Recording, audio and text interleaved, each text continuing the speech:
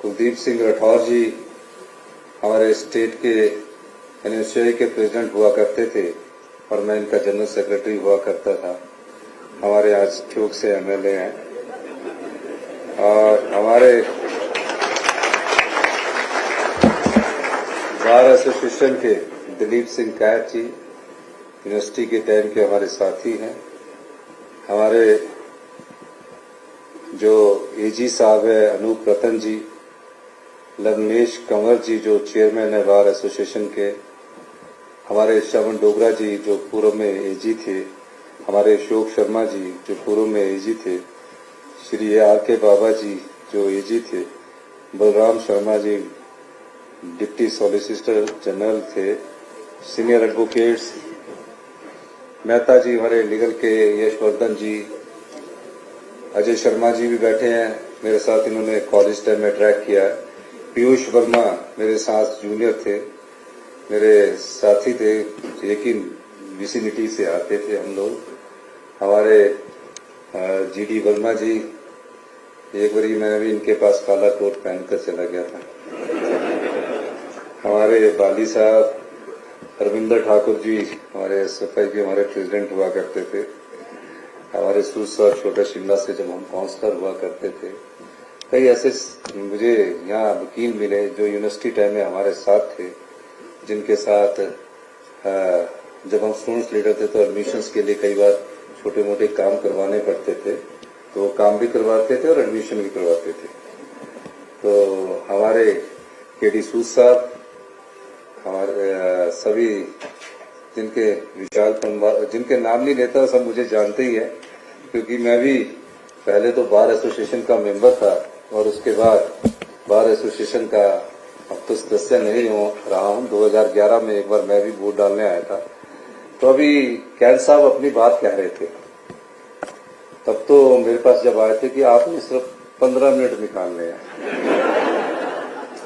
हम कुछ नहीं मांगेंगे आपसे। और जब ये मांग रहे थे तो मुझे लगा कि ये वकील अपने वकील नामा में आ गए, वकालत करने आ गए, और मुझे लगता है कि चुनाव तो नहीं आ रहे हैं।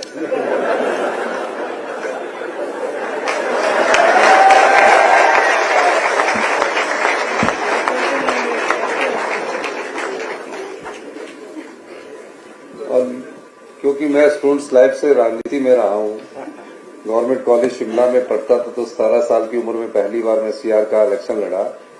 और हर्षवर्धन चौहान जी यहाँ, यशवर्धन चौहान जी बैठे हैं, और जस्टिस टेश्वर ठाकुर जी हुआ करते थे। बाकी तो जो यहाँ जस्टिस है वो हमारे समय के थे, लेकिन उस समय आप सीनियर हुआ करते थे। और मैं जनरल सेक्रेटरी कॉलेज का बना, फिर प्रेसिडेंट बना, और मेरे साथ वंदना कौशिक जी बैठे, आपके हस्बैंड मेरे साथ वाइस प्रेसिडेंट बने, जो मेरे काफी अच्छे साथी थे, काफी अच्छे दोस्त थे।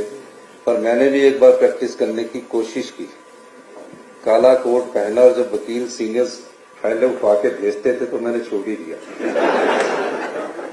शुरू में 10-12 दिन की बात है, फिर मेरा मन नहीं लगा, और फिर मैंने कहा कि अब राजनीति को ही हमने ध्येय माना।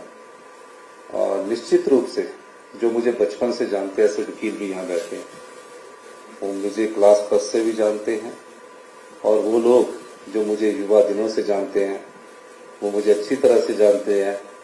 और जब मैं अधेड़ उम्र में पहुंचा हूं तो वो वकील भी सब अधेड़ उम्र में अपनी प्रैक्टिस कर रहे हैं, अच्छा लगता है। लेकिन मैं कहना चाहता हूं कि जब मैं मुख्यमंत्री बना तो मेरा राजनीतिक जीवन का 40 साल का लंबा सफर था।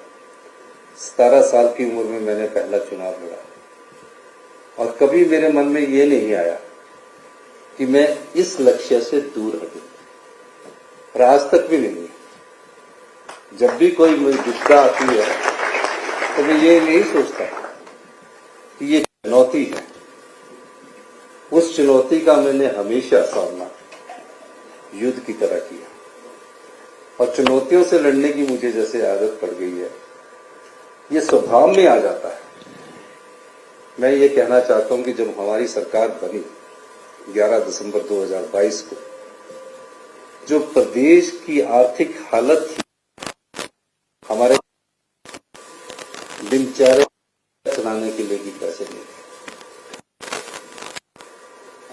धीरे धीरे हमने उस पर काबू पाया। आज प्रदेश आर्थिक संकट से ऊपर उठकर फाइनेंशियल डिसिप्लिन और फाइनेंशियल प्रूडेंस की तरफ जा रहा है। अगर आर्थिक संकट होता तो हम ओल्ड पेंशन स्कीम क्यों देते? अगर आर्थिक संकट होता तो हम 1500 रुपया अपनी महिलाओं को क्यों देते? हमारी सरकार ने समाज के सभी वर्गों का ध्यान रखकर पहले बजट में अपना नीतिगत सोच को उसमें प्रदर्शित किया। किस प्रकार का हिमाचल बने, किस प्रकार का हिमाचल आगे बढ़े, उस दृष्टिकोण से अगर कोई पहला बजट भी देखेगा और दूसरा बजट भी देखेगा, उसमें आपको नीतियां साफ नजर आएगी। और मुझे खुशी है कि हम अभी 19 महीने का हमारा सफर तय हुआ है। 19 महीने में उन नीतियों ने अपने परिणाम देने शुरू कर दिए। इसीलिए मैं आपको कहता हूं कि व्यवस्था परिवर्तन से आत्मनिर्भर हिमाचल की ओर हम जा रहे हैं। ये शब्द नहीं है, ये एक सोची समझी नीति के तहत हमारे कार्य कर रहे हैं। मैं हाईकोर्ट के उदाहरण देना चाहता हूं। सरकार हर केस हारती है।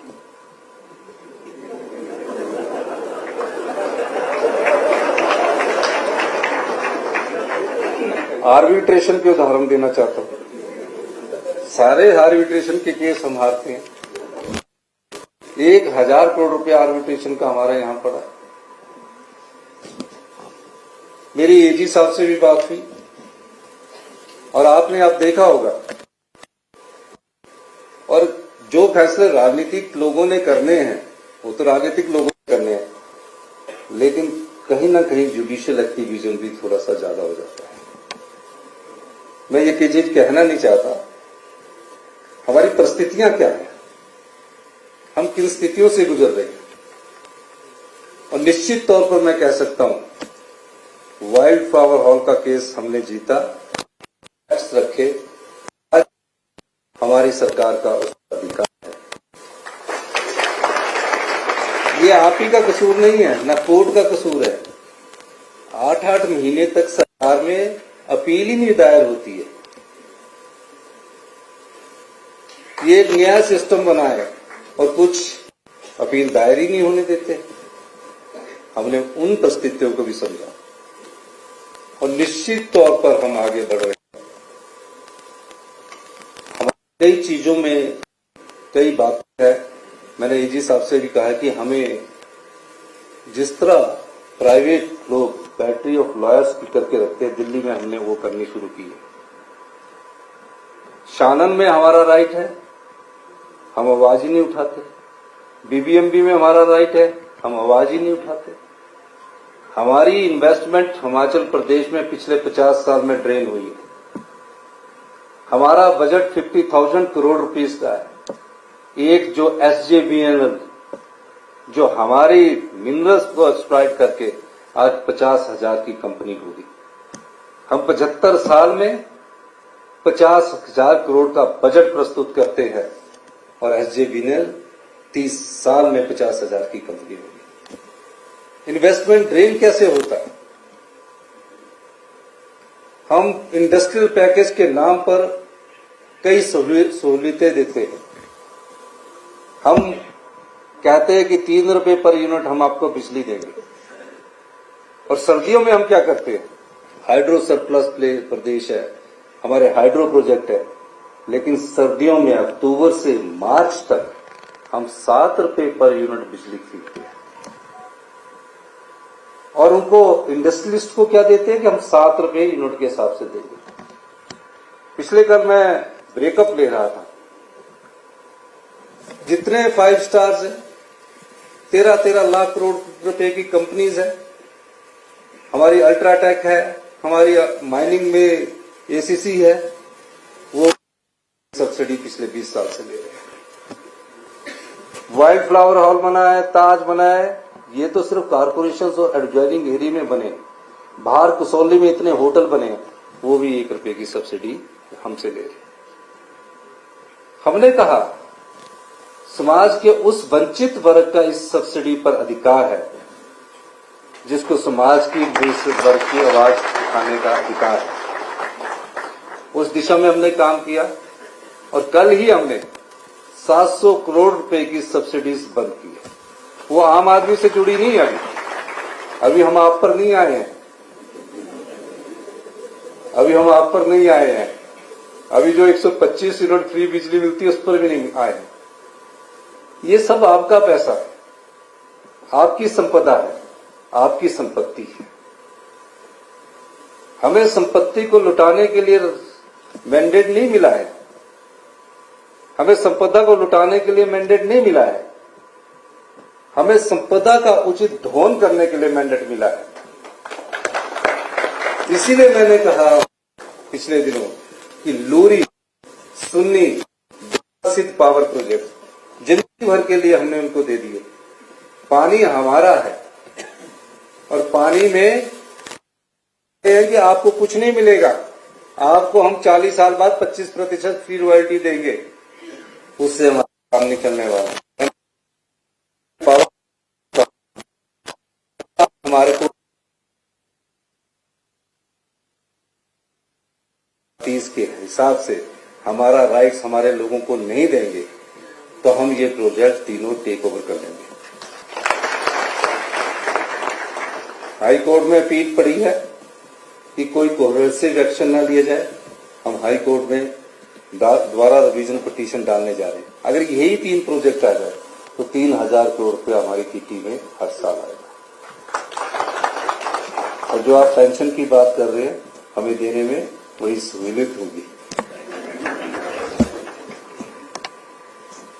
लीज रूल्स को बदल दिया गया। 14 प्रकार की बिजली में सब्सिडी दी जाती है। पानी भी बोला कि फ्री में देंगे। चुनावों से पहले मैं किसी राजनीतिक पार्टी की विरोध करने के लिए नहीं आया, पर यह सच्चाई है, फ्री में देंगे। हम लोग हैं, राजनीतिक दल के लोग होते जो सोचते एक बार कुर्सी मिल जाए दोबारा उस कुर्सी को प्राप्त करना चाहते। सारा पानी फ्री कर दिया। हम अभी एक और एक्ट में प्रोविजन कर रहे हैं, यूटिलाइजेशन ऑफ वाटर की तरफ से हम एक अभी एक्ट लाने जा रहे हैं। जो पानी एक सीमा के बाद ऑप्टिमम यूज करेगा उससे हम पैसा लेंगे। हम कोई गरीब प्रदेश के लोग नहीं हैं, यहां जनता अमीर है और सरकार गरीब है। 22 लाख गाड़ियां हैं, 28 लाख परिवार है, 22 लाख लोगों के पास गाड़ी। ऐसे परिवार जिनके पास पढ़ने के लिए पैसे तक नहीं होते, हमारी सरकार उनकी सुविधा का ख्याल रखे। अनाथ बच्चे आज प्रदेश में चिल्ड्रन ऑफ द स्टेट कहलाते हैं, क्योंकि उन्हें सरकार ही माता है, सरकार ही पिता है। हिमाचल प्रदेश इन अनाथ बच्चों का 27 साल की उम्र तक, क्योंकि 27 साल तक वो पीएचडी कर लेता है, 27 साल की उम्र तक पूरा खर्चा उठाएगी। अगर वो डॉक्टर बनता तो 2 लाख रुपए डॉक्टर की फीस देगी, पूरे हॉस्टल की फीस देगी, 4000 रुपया पॉकेट मनी देगी, सर्दियों के लिए 10,000 रुपया कपड़े का और गर्मियों में 10,000 कपड़े का। जिस प्रकार हम अपने परिवार के बच्चों का पालन पोषण करते हैं, उस दृष्टि से हमने उनको अधिकार दिया। और साल में एक बार घूमने का, जैसे होता ना कि सर्दियों में घूमने चले जाते हैं, बाई ईयर घूमने के लिए फैसिलिटीज देगी और 3 स्टार होटल में रहने की सुविधा देगी। ये उन बच्चों का अधिकार है उस संपदा पर जो हम उन लोगों को लुटाते हैं जो सामर्थ्य होते हैं। विधवाएं हो जाती है, अचानक किसी के पति की मृत्यु हो जाती है, बेटी डॉक्टर बन रही है, कमाने का कोई सहारा नहीं रहता। हमारी सरकार ने इस बार उन बच्चों के लिए उनकी पूरी पढ़ाई का खर्चा, और अगर पढ़ाई कहीं बाहर कर रही है, हॉस्टल नहीं है, तो 3000 रुपया पीजी के खर्चा भी सरकार में देगी। ऐसे 23,000 बच्चों के लिए हम योजना लेकर आए। बेटी की उम्र 18 से 21 साल हो, क्यों हो?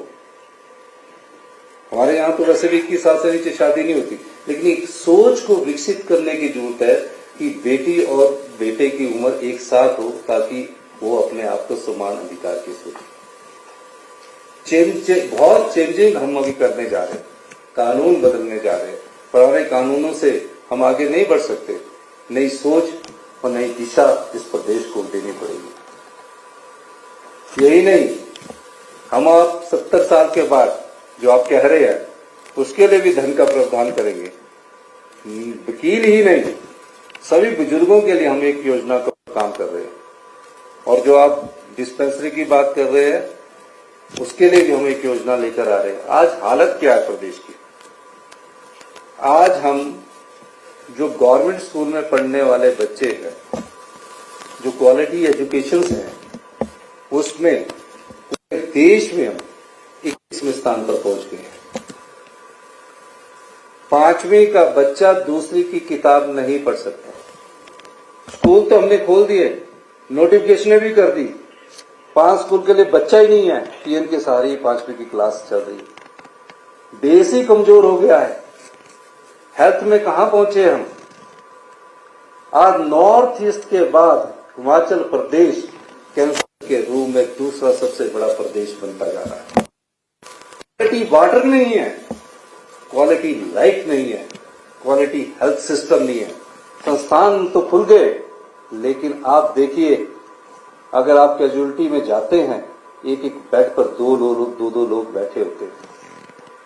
एक और फिर डॉक्टर कौन होता है जो बेचारा पिछले 3 दिन से सोया ही नहीं होता है? 72 घंटे ड्यूटी होती है उसकी कैजुअलिटी।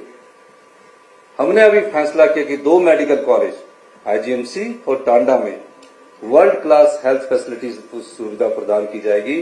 पहले हमने कहा कि स्टाफ नर्स और पेशेंट का रेशियो क्या होगा, 1:12 था, हमने 1:6 किया। और डॉक्टरों के लिए मैंडेटरी, आज ही मैं ऑर्डर करके आया हूं, सब डॉक्टर, और मैं किसी डॉक्टर पर कटाक्ष नहीं करना चाहता, लेकिन नेता लोग रहते हैं, इसको यहां एडजस्ट कर दो, इसको यहां एडजस्ट कर दो, और जो उसकी नौकरी है उसी नौकरी पर नहीं कर पा रहे। तो आज 30 डॉक्टरों को, और हम डिपार्टमेंट और इमरजेंसी मेडिसिन जो कैजुअलिटी डिपार्टमेंट है उसका अपग्रेड करके आज ही पोस्टिंग करके आ रहा हूं। जल्दी उसका मैं शिलान्यास भी करना जाऊंगा, ताकि जब आप कैजुअलिटी में जाएं तो आपको लगे कि आप अच्छी जगह है। नहीं तो कैजुअलिटी में तो रात को पहुंच जाए तो पूछने वाला कोई नहीं है, कोई नहीं पूछता। सिफारिश होगी तो फोन करके पूछ लिया जाएगा, वरना कोई पूछेगा। तो ये हाल हमारे प्रदेश का। ऐसा नहीं है कि हम आगे नहीं बढ़ सकते, निश्चित तौर पर हम आगे बढ़ेंगे। आज हम प्रदेश को हरित राज्य की जो बात करते हैं, आपने बजट में देखा होगा, 31 मार्च 2026 तक हमने प्रदेश को ग्रीन स्टेट बनाना है। उसका कारण क्या है? उसका कारण ये है कि जैसे ही हम ग्रीन स्टेट बनेंगे, डीकार्बोनाइजेशन से हमें उसके पैसे मिलने शुरू होंगे। हम उसमें प्रयास कर रहे हैं। हिमाचल प्रदेश हिंदुस्तान का पहला प्रदेश बनने जा रहा है जो इस अक्टूबर में पहला ग्रीन हाइड्रोजन का, हिंदुस्तान का पहला 1 मेगावाट का प्रोजेक्ट लगाने जा रहा है। ये भविष्य की ऊर्जा है। कई कानूनों को तोड़ना पड़ेगा, कई योजनाओं को लाना पड़ेगा, और हाई कोर्ट से भी हम अनुरोध करेंगे थोड़ा हमारे पर भी रहम करें। अभी थोड़ा समय दे हमें, निश्चित रूप से थोड़ा समय की जरूरत है। जब कोई चीज ट्रैक पर होती है, अगर ट्रैक से बाहर हो जाती है तो उसका नुकसान होता है। आपने मांगे रखी है, हम लीज पर आपको जगह देंगे, लेकिन आप लीज का बिल भी पता करना। तो आप बोलेंगे कि लीज हमें माफ कर दो, हमने उसके भी रेट बढ़ा दिए, क्योंकि लीज पर जगह देने के जो पहले रेट 1 रुपए में 99 ईयर्स मिलती थी, हमने वो सब बदल दिया है। लीज रूल्स में, रेवेन्यू एक्ट में हम सुधार करने जा रहे हैं। एक्साइज में अभी हमने दिशा निर्देश दे कि एक्साइज के जितने भी केसेज है, 17,000 केसेज है, 15-15 साल से चले हैं। लेगेसी स्कीम लाने जा रहे हैं, हम उसको भी खत्म करने जा रहे हैं। हाई कोर्ट में जो वकीलों की चैम्बर्स की बात है, ये आपके चुनाव के बाद मैं दोबारा आऊंगा, तब घोषणा करूंगा।